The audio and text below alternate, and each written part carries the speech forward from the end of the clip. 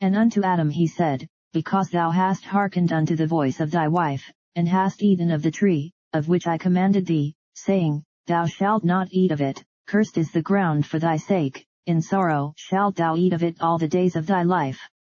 Genesis 3 verse 17. And unto Adam he said, Last of all, being the last that sinned, but not to be excused. Because thou hast hearkened unto the voice of thy wife.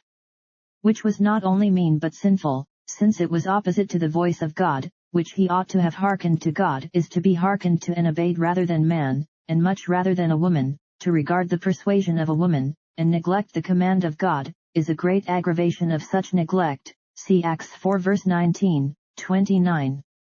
And hast eaten of the tree of which I commanded thee, saying, Thou shalt not eat of it.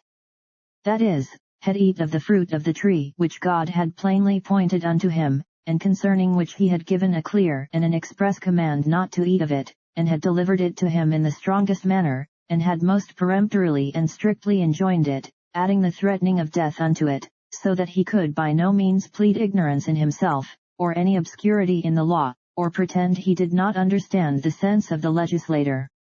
The righteous sentence therefore follows. Cursed is the ground for thy sake.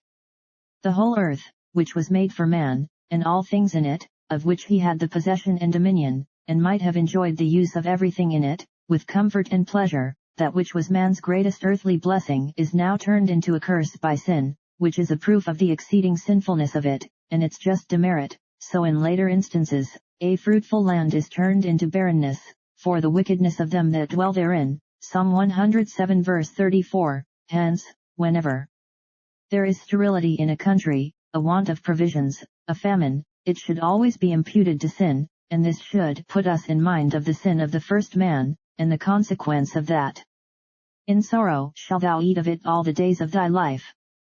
Meaning that with much toil and trouble, in manuring and cultivating the earth, he should get his living out of the produce of it, though with great difficulty, and this would be his case as long as he was in it,